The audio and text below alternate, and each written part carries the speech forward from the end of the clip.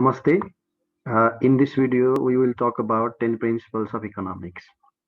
Okay, economics का 10 वटा सिद्धान्तहरू 10 principles of economics American economist Gregory Mankiw develop गरेको र यो 10 वटा प्रिन्सिपल्सको मुख्य कुरा के हो त भन्दाखेरि कुनै पनि इकोनोमीको सेन्ट्रल आइडिया के हो अनि त्यसपछि इकोनोमीमा भएका एजेन्ट्सहरू consumer or individual or household sector, त्यसपछि बिजनेस सेक्टर, गभर्मेन्ट अनि एज अ होल इन्टायर इकोनोमीले कसरी काम गर्छ, तिनीहरूको रोल के हो, अनि उनीहरूले आफूसँग भएको रिसोर्सेसलाई युटिलाइज गरेर अलोकेट गरेर कसरी आफ्नो अब्जेक्टिभ फुलफिल गर्छन् र त्यसमा एज अ होल इकोनोमीको रोल के हुन्छ, रिसोर्सेसलाई कसरी अलोकेट गर्छ, यिनै कुराहरूको बारेमा through these 10 principles Manco has explained the central essence of economics.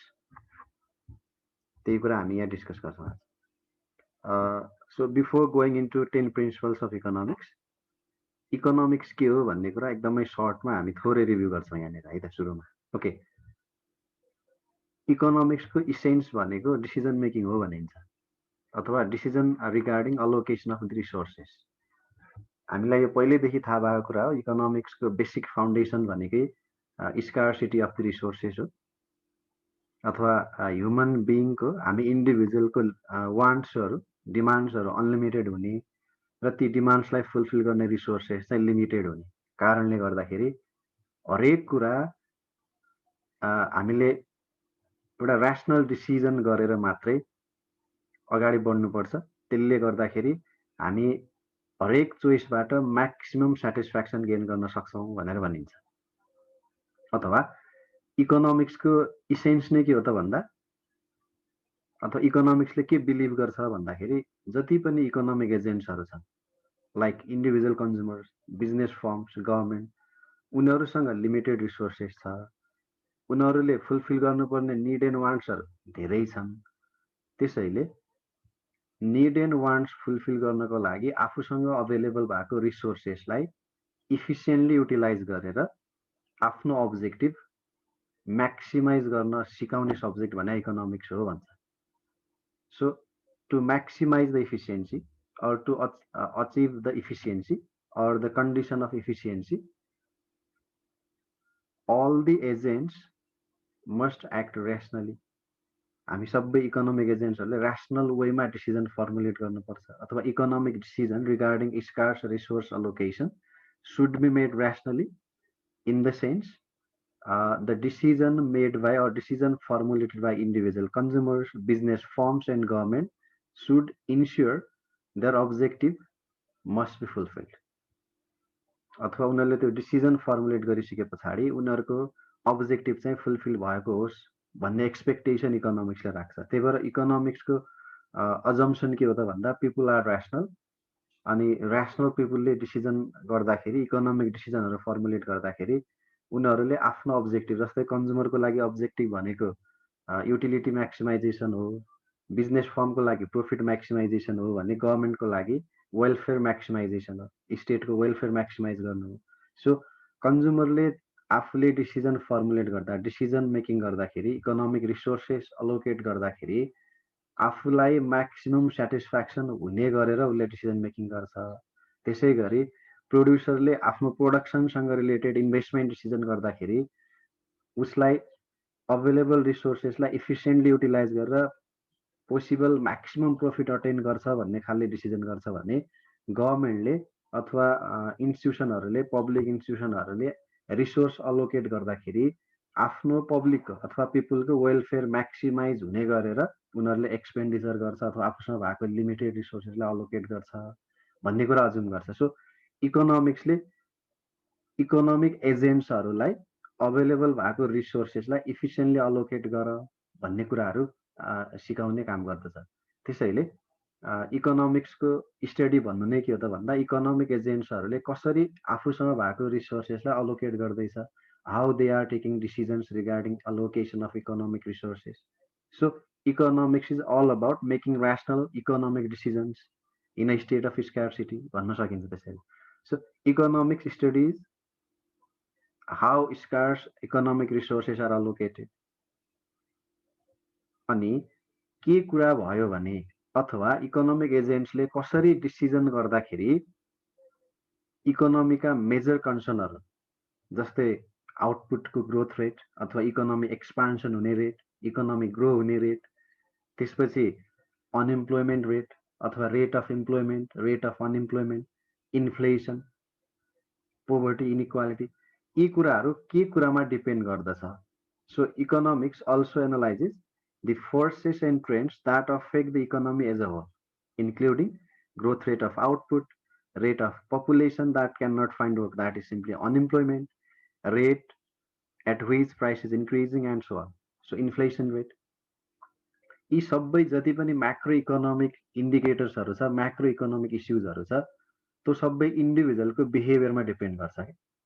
कुनै पनि इन्डिभिजुअलले डिसिजन कसरी मेकिङ गरिरहेछ अथवा इकोनोमीमा इकोनोमिक एजेन्ट्सहरूले कसरी डिसिजन फर्मुलेट गर्दैछ त, how they are taking economic decisions, that affect ultimate target of the economy, whether economy will be expanded or not, whether there will occur inflation or not, whether more people will be employed or not. These all the macroeconomic issues are affected by decision making process of the individual. उनीहरूले कसरी resource allocate गरेको छ त्यसमा depend गर्छ। त्यही भएर यहाँनिर 10 principles of इकोनोमिक्सले इन्डिभिजुअलले decision कसरी फर्मुलेट गर्दैछ, त्यसपछि उनीहरू कसरी इन्टरेक्ट गर्दैछन्, अनि एज अ होल इकोनोमीले कसरी कुरा गर्दैछ भनेर 3वटा अस्पेक्टमा डिफ्रेन्ट प्रिन्सिपल्सहरूलाई इन्क्लुड गरेर 10वटा प्रिन्सिपल्सहरू डिस्कसन गर्छ। So economics as a whole हामीले यसलाई समराइज गर्ने हो के हो भनेर यसलाई चाहिँ हामीले कन्क्लुड गर्ने हो भने it is the study of how individuals, how the society, how the nations make economic decisions, how they interact with each other, and how the collective system as a whole or the economy as a whole is functioning. So यसरी individual economic युनिट्सले र as a whole इकोनोमीले functioning गर्दाखेरि best वेमा गर्दछ, उसले functioning गर्दाखेरि they are performing in the best way, so in the efficient way, so that they are obtaining their objective optimized, अथवा जे अब्जेक्टिभको लागि उनीहरूले आफ्नो इकोनोमिक डिसिजन लिँदैछ त्यो अब्जेक्टिभ फुलफिल हुँदैछ भन्ने कुरा इन्स्योर गर्छ इकोनोमिक्सले। ओके, सो कसरी गर्छ त भन्ने कुरा चाहिँ यो हामीले 10वटा प्रिन्सिपल्सको बेसिसमा हेर्छौँ। So entire 10 principles are divided into 3 broader category. एउटा चाहिँ how people make decisions, and to know about how people make decisions we have different 4 principles, and the second category is how people interact, पिपुलहरू कसरी एकअर्कामा interact गर्दैछ र त्यो इन्टरेक्सनले कसरी उनीहरूले बेटर अफ हुँदैछन्, आफ्नो अब्जेक्टिभ फुलफिल कसरी गर्दैछन् भन्ने रिगार्डमा 3वटा प्रिन्सिपल्सहरू छन् भने how economy as a whole work, entire economy अथवा इकोनोमीभित्रका सबै एजेन्ट्सहरू एकअर्कामा इन्टरेक्टेड भएर कसरी काम गर्दैछन् त भन्ने कुराको लागि त्यो कुरा व्याख्या गर्न 3वटा प्रिन्सिपल्सहरू छन्।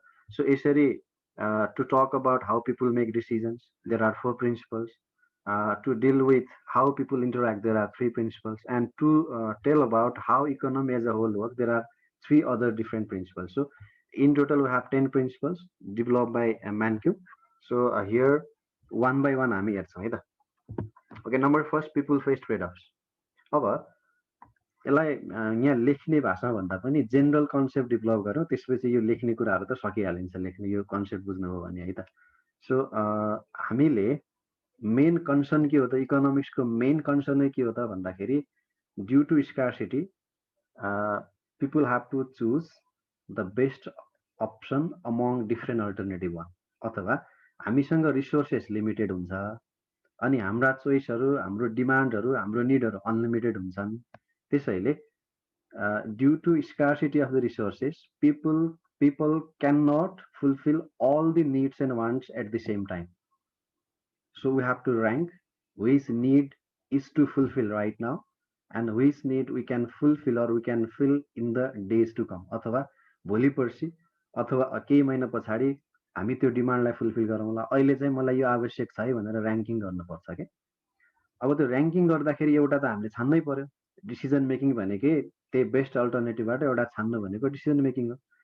ओके, अब इकोनोमिक एजेन्ट्सहरूले हामी इन्डिभिजुअलले होस् कि गभर्मेन्टले होस् कि बिजनेस फर्मले होस् कुनै एउटा डिसिजन पिक गर्दाखेरि अथवा एउटा डिसिजन फर्मुलेट गर्दाखेरि अथवा डिफ्रेन्ट अल्टरनेटिभबाट बेस्ट मेरो लागि कुन हो so that I can get my objective fulfilled भनेर एउटा डिसिजन त्यहाँबाट पिक गर्दाखेरि एउटा अप्सन लिँदाखेरि मैले अरू सबै त छोड्नु पऱ्यो नि त होइन so almost all the time हामीले अलमोस्ट अल द टाइम जहाँनिर हामीलाई कस्ट इन्कर्ड हुन्छ कस्ट बियर गर्नुपर्छ त्यहाँनिर हामीले ट्रेड अफ फेस गर्छ सो ट्रेड अफ भने के हो त भन्दा trade off is the case in which one has to give up something to obtain one thing कुनै एउटा चिज छान्नको लागि हामीले अरू जो हामी छान्न सक्थ्यौँ अरू पनि छान्न सक्थ्यौँ हाम्रो अप्सनमा त थुप्रो थियो त्यो अप्सनमा भएका थुप्रो अल्टरनेटिभ मध्ये कुनै एउटा छान्दाखेरि अरू हामी सबै सेक्रिफाइस गर्यौँ त्यो एउटा छान्दा अरू छोड्नु भनेकै के हो त्यो सिचुएसनलाई नै हामीले के भन्छौँ ट्रेड अफ भन्छौँ so different making different decisions by economic agents like individuals, societies, businesses, government at different levels. That could be at the local level, regional level, national level, or international level. Different level and different aspects मा हामीले decision formulate गर्दाखेरि अथवा हामीले decision लिँदाखेरि चोइसहरू implement गर्दाखेरि हामीले trade off face गर्छौँ so trade off face गर्नु भनेको एउटा छान्नको लागि एउटा चुज गऱ्यौँ भने अरू सबै छोड्छौँ पोसिबल अल्टरनेटिभ्सहरू जतिवटा थियो त्यो सबै छोड्छौँ त्यसलाई नै ट्रेड अफ भन्छ सो ट्रेड अफ कसरी आउँछ त के कारणले आउँछ त भन्दा यसको बेसिक रिजन भनेकै हाम्रा अनलिमिटेड वान्ट हुनु र ती वान्ट्सलाई फुलफिल गर्ने रिसोर्सेस चाहिँ लिमिटेड क्वान्टिटीमा अभाइलेबल हुनुले गर्दाखेरि अथवा स्कार्सिटी अफ द रिसोर्सेसले गर्दाखेरि ट्रेड अफ भन्ने कुरा इमर्ज हुन्छ है त ओके सो यो स्क्यारसिटी हुनु अथवा ट्रेड अफ फेस गर्नु नै के हो त भन्दा इकोनोमिक्सको फन्डामेन्टल पार्ट हो यदि रिसोर्सेस हामीसँग अनलिमिटेडको ठाउँमा अनलिमिटेडको ठाउँमा रिसोर्सेस लिमिटेडको ठाउँमा अनलिमिटेड भइदिएको भए अनि डिमान्ड एन्ड निडहरू अनलिमिटेडको ठाउँमा लिमिटेड भइदिएको भए if we would have unlimited resources and limited demands and wants then there would not be any problem like trade off like scarcity and choice अनि त्यो trade off scarcity and choice हुन्थेन भने इकोनोमिक्स भन्ने विषय हुँदैन थियो ओके सो हामीले एभ्री डिसिजन लिँदाखेरि अथवा चोइस हामीले इम्प्लिमेन्ट गर्दाखेरि कुनै चिज किन्दाखेरि कुनै चिज हामीले प्रिफर गर्दाखेरि अरू सबै चिज छोड्नुपर्छ जो हाम्रो पोसिबल बन्डलमा थियो त्यो सबै छोड्नुपर्छ त्यो छोड्नुपर्ने स्टेटलाई नै हामीले के भन्छौँ ट्रेड अफ भन्छौँ र all the time all the economic agents have to face trade off so यो चाहिँ फर्स्ट प्रिन्सिपल हो यसले हाम्रो बिहेभियरको कुरा गर्छ हामी कसरी डिसिजन लिन्छ त डिसिजन फर्मुलेट गर्दाखेरि के कुरा फेस गर्छौँ र observing these different scenario how people are taking decisions so this is all that trade off people faces trade off people face trade off principle talking about okay अब यसको example हेर्दाखेरि जस्तो मान्छेको इन्कम त limited हुन्छ अथवा फ्यामिलीको income पनि लिमिटेड हुन्छ अब लिमिटेड इन्कममा आजै मैले मलाई मनपर्ने चाहिँ सबै किनेर भोलि जेसुकै होस् भनेर टार्ने कि अथवा आज मैले कन्जप्सन कम कम गर्दै भोलिको लागि पनि जोगाउनु पर्छ भनेर सोच्ने यो दुईवटा कुरा बिच ट्रेड अफ हुन्छ जहिले पनि सो करेन्ट कन्जप्सनलाई प्रिफर गर्यो भने फ्युचर कन्जप्सनलाई हामीले घटाउनु पर्ने हुनसक्छ अब फ्युचर कन्जप्सन राम्रो बनाउँछु भनेर मैले सोच्ने भने मैले अहिले करेन्ट कन्जप्सन घटाउनै पर्छ यो किन भएको त भन्दा ड्यु टु लिमिटेड रिसोर्सेस हामीसँग लिमिटेड रिसोर्सेस कारणले if we prefer current consumption to be better than it is at the cost of future consumption and if we prefer future consumption is to be better then it is at the cost of current consumption त्यसरी नै efficiency versus equity equality or equity हुन त फरक concept हो नि तैपनि यसलाई हामी इक्वालिटी भनेर राख्छौँ ओके इफिसियन्सी भनेको के हो त भन्दाखेरि possible maximum from the resources जस्तै सिम्पल एक्जाम्पल दिन्छु म गभर्मेन्टले कर लगाउने होइन ट्याक्स लगाउने होइन जति सक्छौ तिमी काम गर भन्यो भने इफिसियन्ट मान्छेले जो मान्छेसँग एबिलिटी छ जो मान्छेसँग स्किल छ जो मान्छेसँग रिसोर्सेस छ उसले त आफ्नो बेस्ट पर्फर्म गर्छ र उसले अझै आफ्नो वेल्थ डबलको ट्रिपल गर्ला अनि यसरी एभ्री सेक्टरमा गभर्मेन्टले कन्ट्रोल नगरेर सबैलाई फ्रिली काम गर्न दियो भने चाहिँ इफिसियन्सी अचिभ हुन्छ इकोनोमीमा ओके तर त्यसरी सबैलाई ट्याक्स नलगाएर अथवा without any control by the government if let all the people or all the economic agents do their work on their best interest त्यसले त इनइक्वालिटी भन्ने कुरालाई बढाउँछ होला नि त जो मान्छेसँग रिसोर्सेस छैन, जो मान्छेसँग एबिलिटी र स्किल छैन, त्यो मान्छे त पछाडि पर्यो। त्यसैले इक्वालिटी भनेको जो मान्छेसँग धेरै रिसोर्सेस छ उनीहरूलाई ट्याक्स लगाउने अनि त्यो ट्याक्सबाट आएको पैसालाई रिडिस्ट्रिब्युट गर्ने through different programs and policies. अनि त्यसले गर्दाखेरि जो मान्छेसँग रिसोर्सेस छैन अथवा पुवर सोसाइटी छ, सोसाइटीमा भएको पुवर क्लास छ, अनि उनीहरूलाई अपर्च्युनिटी प्रोभाइड गरेर त्यो gap between have and have नटलाई मिनिमाइज गर्ने भन्ने कन्सेप्ट चाहिँ इक्वालिटी हो। ओके, इफिसियन्सी अचिभ गर्ने हो भने इक्वालिटी घट्छ, इनइक्वालिटी बढ्छ। होइन, इक्वालिटीलाई बढावा दिने हो, गभर्मेन्टले पोलिसी इक्वालिटीतिर डिरेक्टेड गर्ने हो अथवा पोलिसीले इक्वालिटीलाई हाइलाइट गर्ने हो भने इफिसियन्सी घट्छ। त्यही भएर गभर्मेन्टले डिफ्रेन्ट पोलिसीहरू फर्मुलेट गर्दाखेरि if government highlights or government targets efficiency through policies, then it is at the cost of equality. On the other hand, if government targets through different policies to the equality or maintaining equality in the society, then it is at the cost of efficiency. यो दुइटै चिज एकैखेर achieve गर्न सकिँदैन। So this is trade off. अर्को, अब कन्ट्रीको GDP growth गर्नु त प्रत्येक कन्ट्रीको ड्रिम हुन्छ, अथवा जुनसुकै पनि कन्ट्रीलाई आफ्नो कन्ट्री ग्रो गर्नु अथवा त्यो कन्ट्रीलाई चाहिँ अन्डर डेभलप हुने डेभलपिङतिर लानु, डेभलपिङबाट डेभलप कन्ट्रीतिर लानु भनेको एभ्री कन्ट्रीको ड्रिम हुन्छ अथवा अब्जेक्टिभ नै हुन्छ। सो त्यो अब्जेक्टिभ फुलफिल गर्दाखेरि केबाट फुलफिल गर्न सकिन्छ भन्दा जिडिपी धेरै भयो भने अथवा आउटपुटको भ्याल्यु धेरै हामीले अचिभ गऱ्यौँ भने country is suppose to grow from the underdeveloped to developing country or developing to developed country अथवा कुनै पनि कन्ट्रीलाई ग्रो गर्ने हो भने आउटपुट बढ्नुपर्छ। अब आउटपुट बढ्दाखेरि फ्याक्ट्रीहरू धेरै होला, इन्डस्ट्रियल सेक्टर एक्सपान्ड होला, अनि त्यसले गर्दाखेरि त इन्भाइरोमेन्टल इस्युजहरू त क्रिएट गर्छ नि, होइन? सो क्लिनर इन्भाइरोमेन्ट चाहने कि धेरै आउटपुट चाहने, अथवा if we prefer more output then it is at the cost of environment. On the other hand, if we prefer greenery environment or balanced environment, then it is at the cost of high level of production. कि त high level of production मात्रै achieve गर्न सकिन्छ, कि त balance एकदम क्लिनरी environment achieve गर्न सकिन्छ र आउटपुटलाई चाहिँ कम गर्न सकिन्छ। So any one. So this is how making decisions always face trade-offs, and we have to make decisions so rationally so that every economic agents can optimize their objective. Okay, so यसरी trade off के हुन्छन् भन्ने कुरा हामीले बुझ्यौँ भने हामीले आफ्नो लाइफमा ऱ्यासनल डिसिजन फर्मुलेट गर्न सजिलो हुन्छ। त्यही भएर इकोनोमिक्सले हाम्रो लाइफलाई नै सजिलो बनाउँछ भन्ने कन्सेप्ट हो। So it means understanding different situation of trade offs and understanding different principles of economics will make your life better and better. The second principle is the cost of something is what you give up to get it. Okay, अघि हामीले trade अफको कुरा गऱ्यौँ। Trade off भने के हो त भन्दाखेरि एउटा पिक गर्नको लागि अरू छोड्नुपर्छ। ओके, अब मैले अघि मसँग सपोज 5वटा अल्टरनेटिभ्सहरू थियो, 5वटा मध्ये एउटा चुज गरेँ, 4वटा छोडेँ मैले। 4वटा मध्ये पनि मैले ऱ्याङ्किङ गर्छु नि त, मेरो फर्स्ट कुन हो, सेकेन्ड, थर्ड, फोर्थ, फिफ्थ हुन्छ। अब मैले डिफ्रेन्ट ट्रेड अफहरूमा अब मैले त्यो कस्ट एन्ड बेनिफिट हेर्छु क्या, कस्ट एन्ड बेनिफिट एनालिसिस गर्छु, अनि सबैभन्दा कम कस्ट र सबैभन्दा बढी बेनिफिट दिने अप्सन के छ त्यसलाई पिक गर्छु। अनि त्यसपछि एउटा सेकेन्ड हुन्छ, एउटा थर्ड हुन्छ, एउटा फोर्थ हुन्छ, एउटा फिफ्थ हुन्छ, in case of 5 different alternatives. So मैले एउटा छान्दाखेरि फर्स्ट जसलाई मैले फर्स्ट ऱ्याङ्कमा दिएँ कन्सिडरिङ कस्ट एन्ड बेनिफिट, त्यसलाई चुज गरेँ भने मेरो सेकेन्ड बेस्ट अल्टरनेटिभ मैले लुज गरेँ। अब ट्रेड अफ भनेको मसँग सबै अल्टरनेटिभ थियो, मैले सबै छोड्दैछु। अब यहाँनिर अपर्च्युनिटी कस्ट भनेको, अघि ट्रेड अफ भनेको इन द हामीले नम्बर अफ अल्टरनेटिभ हेऱ्यौँ भने यहाँ चाहिँ कस्ट र बेनिफिटको बेसिसमा इभ्यालुएसन गर्छौँ। अनि जुन अल्टरनेटिभले मलाई म्याक्सिमम बेनिफिट र लिस्ट कस्ट इन्कर गर्छ त्यसलाई मैले चुज गर्छु भने सेकेन्ड बेस्ट कुन हो त मेरो लागि, मैले सेकेन्ड बेस्ट सेक्रिफाई गरेँ to get the first one. So cost of sacrificing second best is opportunity cost. So यहाँनिर केही चिज छान्दाखेरि केही चिज मैले गिभअप गर्नुपर्छ, त्यसलाई चाहिँ अपर्च्युनिटी कस्ट भन्छ इकोनोमिक्समा।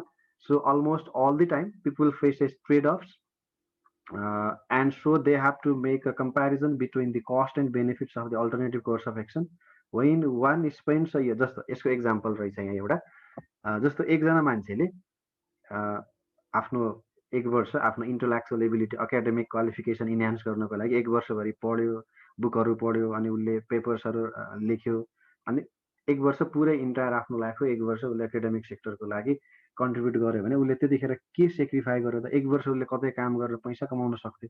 ओके, पैसा कमाउन सक्थ्यो, 1 वर्ष त उसको टाइमै गयो, प्लस त्यो 1 वर्षसम्म उसले अरू ठाउँमा आफूलाई इङ्गेज गरेर उसले अर्न गर्न सक्थ्यो भने त्यो उसले सेक्रिफाई गरेको कुरालाई हामीले के भन्छौँ, अपर्च्युनिटी कस्ट भन्छ। उसले इन्टेलेक्चुअल एबिलिटी इन्हान्स गर्नको लागि के कुरा सेक्रिफाई गर्यो, 1 वर्ष टाइमको लस गर्यो, प्लस 1 वर्षमा उसले अन्तबाट पैसा कमाउन सक्थ्यो, त्यो पनि लस गर्यो। So therefore cost of a decision or a choice is whatever best next alternative courses of action that we given up to choose the best one. हाम्रो डिफ्रेन्ट अल्टरनेटिभ मध्ये एउटा बेस्ट वान छान्नको लागि second best के चाहिँ loose गर्यो। अब यहाँनिर यसले थर्ड फोर्थको कुरा गर्दैन है। अपर्च्युनिटी कस्ट भनेको जहिले पनि it is concern with sacrificing the second best alternative, and that is what we call opportunity cost in economics. So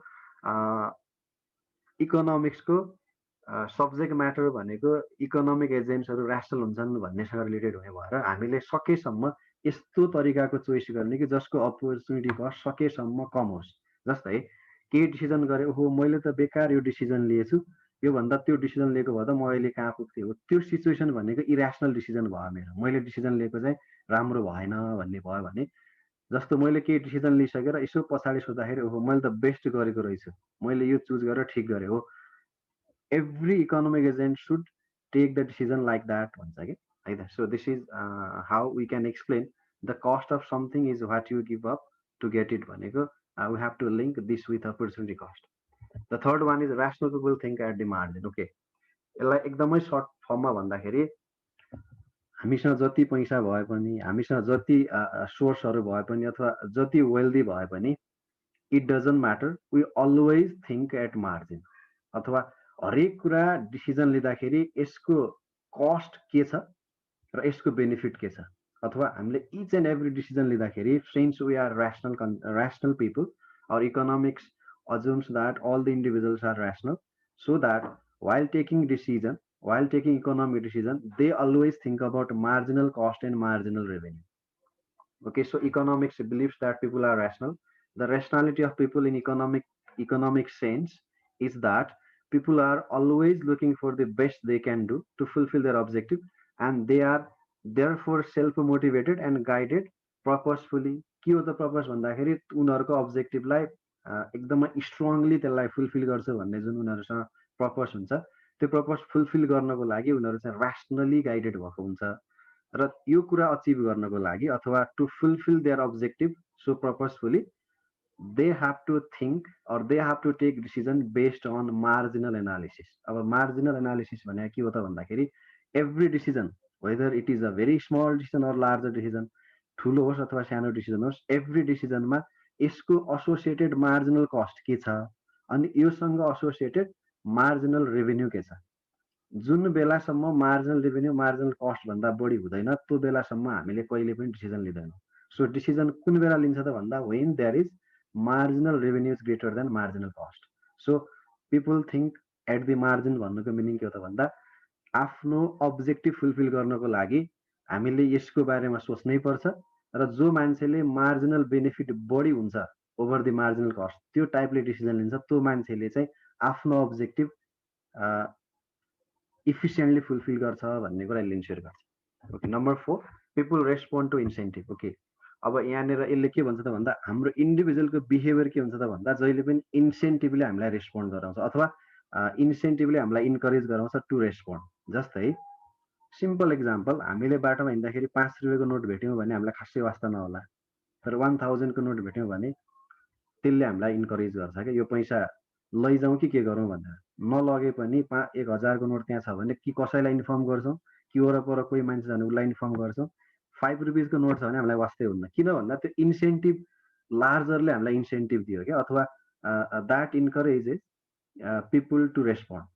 so the incentive is the thing, it could be a reward or punishment, यो चाहिँ negative र positive दुइटै हुनसक्छ।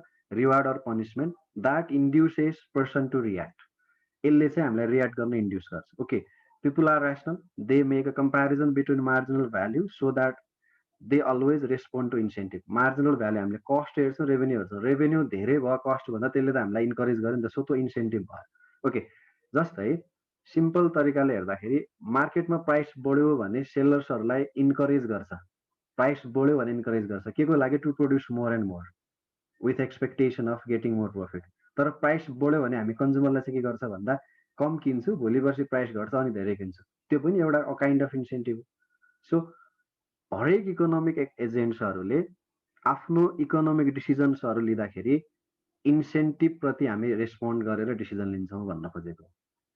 जहिले पनि हाम्रो preference के हुन्छ, पोजिटिभ र ग्रेटर इन्सेन्टिभ भयो भने हामी चाँडै रेस्पोन्ड गर्छौँ भन्ने हुन्छ। सो यहाँनिर एउटा इक्जाम्पल छ, प्राइस एप्पलको प्राइस मार्केटमा बढ्यो भने people decide to eat less quantity of apple, but sellers may decide to employ more workforce and produce more apple. So यो चाहिँ सेलरको लागि पोजिटिभ इन्सेन्टिभ भयो भने बायरको लागि चाहिँ नेगेटिभ इन्सेन्टिभ भयो क्या प्राइस बढ्नु भनेको। सो हरेक इकोनोमिक फ्याक्टर्सहरूलाई हामीले एज अ इन्सेन्टिभ हेर्छौँ, त्यसलाई कम्पेरिजन गर्छौँ, बेनिफिट धेरै छ भने हामी त्यसलाई प्रिफर गर्छौँ, त्यसको फेभरमा डिसिजन लिन्छौँ भने हामीलाई चाहिँ बेनिफिट कम जस्तो लाग्छ भने हामीले त्यसको अगेन्स्टमा डिसिजन लिन्छौँ अथवा हाम्रो डिसिजन अकर्डिङली त्यही अनुसार फलो गर्छौँ। सो जहिले पनि each and every time people respond to incentive. Okay, यो चारवटा प्रिन्सिपल्सले चाहिँ हाउ पिपुल टेक डिसिजन भन्ने कुरामा डिस्कस गर्छ। त्यसैले यी चारवटा प्रिन्सिपलकै बेसिसमा हामी कन्ज्युमर्सहरूले इच एन्ड एभ्री टाइम के किन्ने कि नकिन्ने, कति किन्ने, कहाँ किन्ने भन्ने कुराको डिसिजन लिइरहेको हुन्छ। ओके, अब सेकेन्ड क्याटेगोरी के छ त भन्दाखेरि हाउ पिपुल इन्टरेक्ट। अब हामी इन्टरेक्सन गर्छौँ त, अब जस्तो हामीलाई चाहिने कुरा सबै हामीसँगै त हुँदैन, हामीले बजारमा गएर किन्नु पर्ला। सो त्यो किनबेच गर्ने कुरा के हो, इन्टरेक्सन कसरी गर्छन् भन्ने कुरा चाहिँ अब तीनवटा प्रिन्सिपल छ। So trade can make every one better off. Okay, trade is the main economic activity through which people interact with each. Trade partners are simply looking like competitors, but they always contribute in the sense of growth, expansion and specialisation at the individual, national and international level. Okay, जस्तो एउटा कन्ट्रीले, नेपालले इन्डियासँग trade गर्दैछ भने नेपालको एक्सपर्टिजम के हो भन्ने कुरा थाहा पाउँछ। ट्रेड गर्दाखेरि हामी के कुरामा अगाडि बढ्न सक्छौँ, के कुरालाई हामीले स्पेसलाइज गर्न सक्छौँ, त्यही कुरा हामीले यहाँ प्रोडक्सन बढाएर त्यही कुरामा स्पेसलाइजेसन गरेर हामीले इन्डियालाई पठाउन सक्छौँ भने इन्डियाले के कुरामा स्पेसलाइज गर्न सक्छ, उसले आफ्नो स्पेसलाइजेसन गरेर उसले हाम्रो इन्डियाले हामीलाई सामान पठाउन सक्छ, हामीले इन्डियालाई पठाउन सक्छौँ। यसरी दुइटै कन्ट्रीको ग्रो हुन्छ, एक्सपान्सन हुन्छ। त्यही भएर with trade from one to another individuals can purchase greater varieties of goods and services.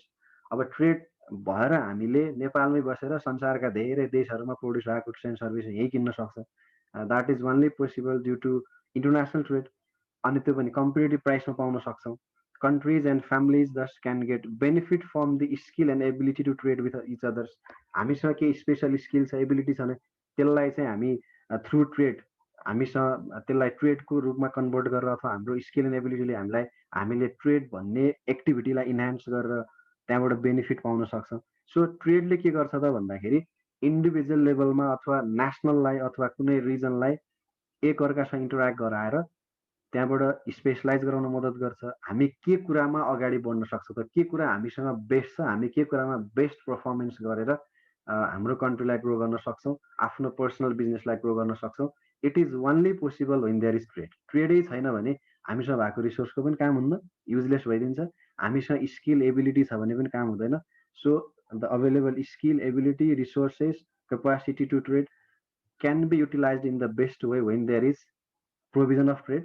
So provision of trade or trade between two individuals, trade between two countries, trade between two companies can make all of them or participant of the trade better off. अनि त्यसपछि हामी consumer as a part of market पनि varieties of goods and service पाउँछ due to the trade.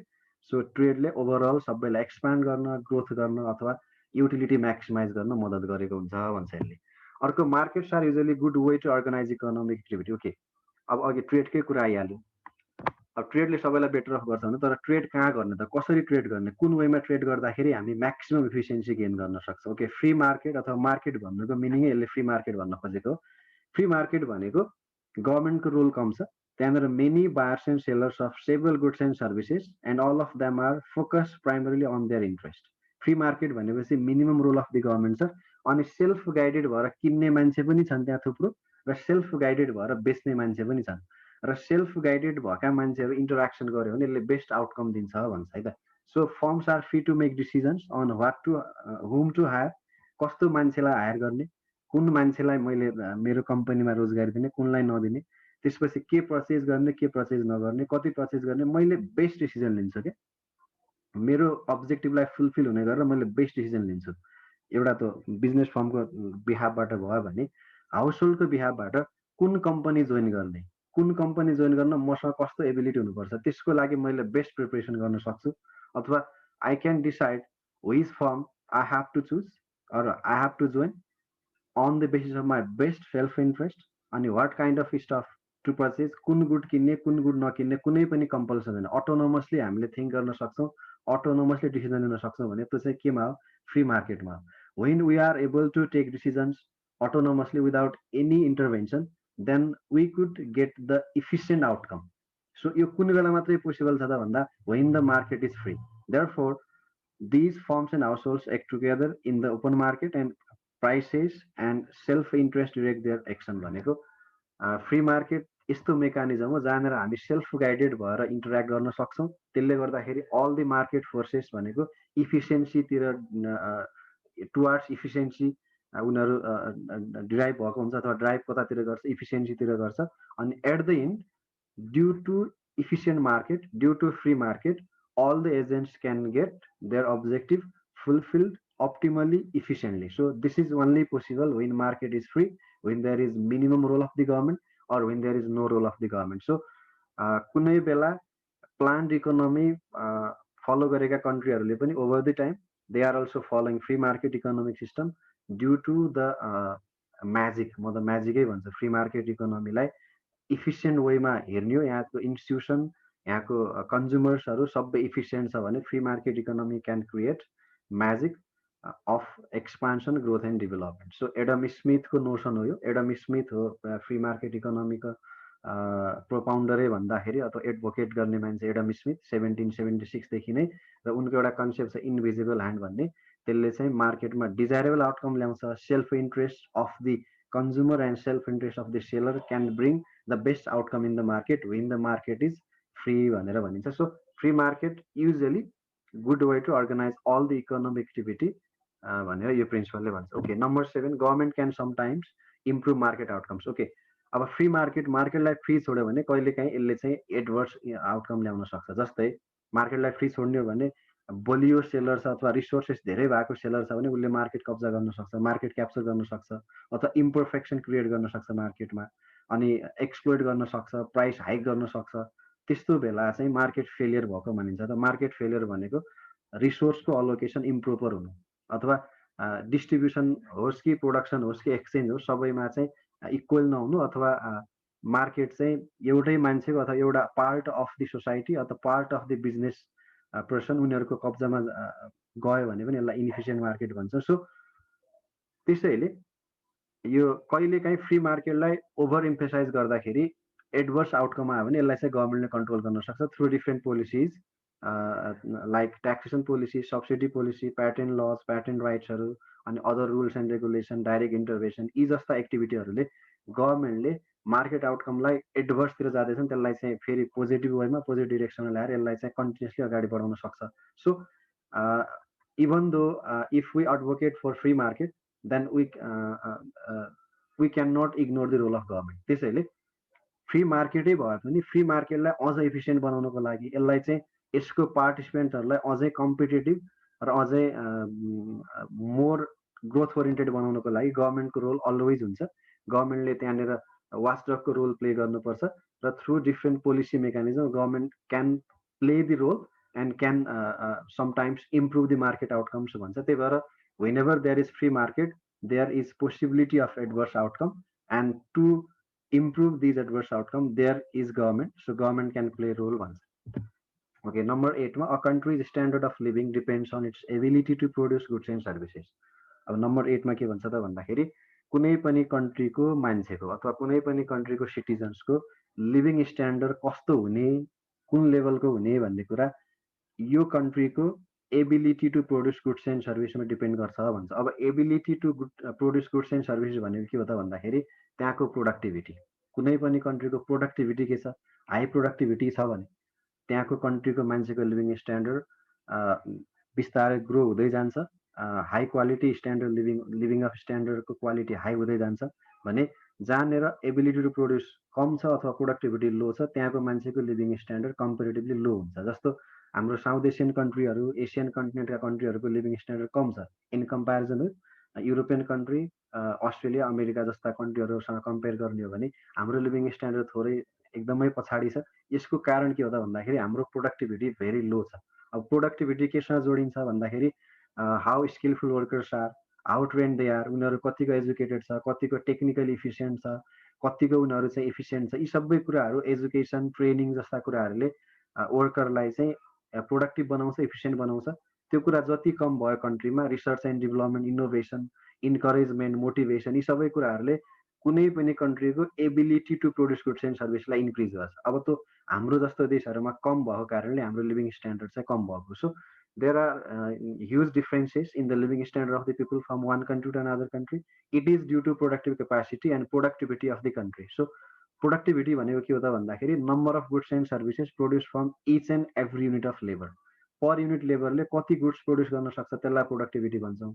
अब जापानको केसको कुरा गर्ने हो भने जापानमा प्रोडक्टिभिटी धेरै हाई छ, सबै कुरा इफिसियन्ट छ, वर्किङ इन्भाइरोमेन्टदेखि लिएर त्यहाँको स्किल एबिलिटीका कुराहरू अनस्किल मान्छे गए पनि उनीहरूको सिस्टमले उसलाई स्किलफुल बनाउँछ अथवा रिक्वायर्ड स्किल के छ उनीहरूले त्यसको प्रोभिजन गरेर प्रोडक्टिभिटी हाई गर्छ। त्यो हुने बित्तिकै जापान चाहिँ डेभलप कन्ट्री मध्येमा एउटा one of the popular develop कन्ट्रिजहरूमा परिहाल्यो। तर त्यही मान्छे नेपालमा आएर काम गर्यो भने उसको प्रोडक्टिभिटी घटिदिन्छ यहाँ अटोमेटिक, किनकि हाम्रो मेकानिजम, हाम्रो इन्स्टिट्युसन, हाम्रो स्ट्रक्चर नै त्यस्तो छ। सो कुनै पनि कन्ट्रीको लिभिङ स्ट्यान्डर्ड केमा डिपेन्ड गर्छ? प्रोडक्टिभिटीमा अथवा ability to produce goods and services. So in the nation where workers can produce a large number of goods and services per unit of time, most people enjoy a high standard of living.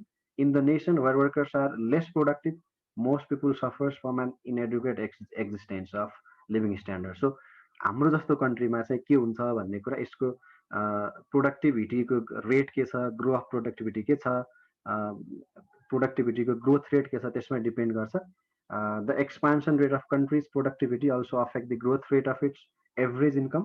अब जस्तो चाइनाको living standard India, Pakistan, Nepal जस्ता South Asian country भन्दा किन better छ भन्दा उनीहरूको वर्कर्सहरूमा ability to produce goods and services हाम्रोभन्दा हाई छ। So due to higher productivity they are skilful, due to skilful knowledge, due to vocational training and knowledge they are highly productive. So their living standard is greater than that of ours. Okay, so living standard boost गर्ने हो भने productivity enhance गर्नुपर्छ। त्यही भएर गभर्मेन्टले policy formulate गर्दाखेरि productivity enhance हुने खालको पोलिसीहरू फर्मुलेट गर्नुपर्छ भन्ने यसले मेसेज दिन्छ। क्वेसन नम्बर प्रिन्सिपल्स नम्बर 9 मा चाहिँ prices rise when the government prints too much money. मार्केटमा प्राइस के हुँदाखेरि बढ्छ भन्ने कुरा के, जस्तो प्राइस त प्रत्येक वर्ष बढिरहेको हुन्छ। ओके, ओभरअल सबै चिजको मूल्य सस्टेन तरिकाले बढ्यो भने त्यसलाई चाहिँ इन्फ्लेसन भन्छ। ओके, इन्फ्लेसन भनेको के हो भन्दाखेरि हाम्रो किन्न सक्ने क्षमता घट्नु। 1000 रुपियाँ त्यही 1000 रुपिजले 5 वर्ष पहिला धेरै सामान आउँथ्यो भने अहिले थोरै आउँछ। त के हो त भन्दा 1000 रुपिज त त्यही हो, 5 वर्ष पहिला त्यसले धेरै क्वान्टिटी आउँथ्यो भने अहिले थोरै आउँछ। That means over the 5 years of time period purchasing power of money has decrease. त्यसलाई नै हामीले इन्फ्लेसन। यो के कारणले हो त भन्दा बजारमा भाउ बढ्यो कारणले, वस्तुहरूको मूल्य बढ्यो कारणले। सो मूल्य कुन बेला बढ्छ भन्दाखेरि one of the major causes of increase in price is printing too much money. Okay, suppose यसलाई अब थोरै लिङ्क गरौँ है त। टु मच मनी प्रिन्ट भएर इकोनोमीमा सर्कुलेट भयो भने अलमोस्ट सबै मान्छेको हातमा पैसा आउँछ है, सबै मान्छेको हातमा पैसा आउँछ। सबै मान्छेको हातमा पैसा आउँदाखेरि डिमान्ड बढ्छ, एग्रिगेट डिमान्ड बढ्यो।